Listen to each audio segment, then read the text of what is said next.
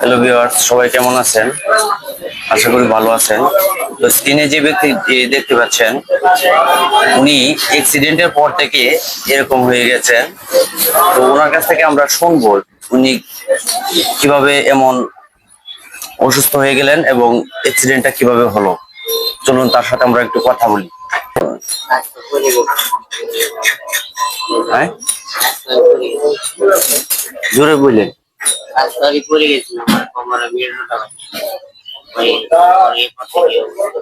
আপনি কি গাছ কাটতেন? না না, ওই এমনিতেই গাছে উঠছিলেন, পরে পরে গেছিলেন? কয়দিন যাবত? এই তো 6-7 দিন যাবত। এখন কি আপনি হাসপাতালে গেছিলেন? হাসপাতাল থেকে এই ওষুধপত্র আনছেন? ও আচ্ছা আচ্ছা। তো এটা কিসের নল? এটা প্রস্রাবের জন্য এই নলটা দিচ্ছে। আপনার তো এখন ব্যয়বহুল টাকা খরচ হচ্ছে। আসলে দুঃখজনক বিষয়। তো আপনাদের বাড়ি কোথায়? দরগাঁও।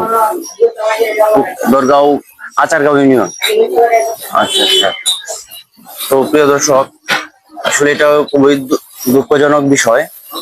তো আমার স্ক্রিনে যিনি যাকে দেখতে পাচ্ছেন, ওনার বাড়ি দরগাঁও।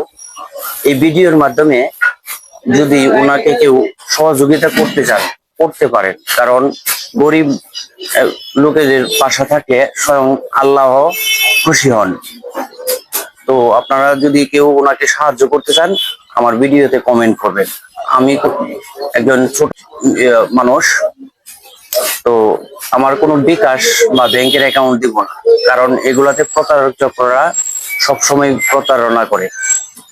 তো এই ভিডিওটা দেখে কেউ যদি ওনাকে সাহায্য করতে চান, করতে পারেন।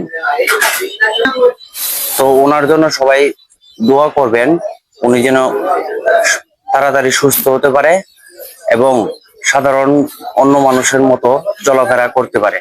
সবাই ভালো থাকবেন, সুস্থ থাকবেন। আল্লাহ হাফেজ।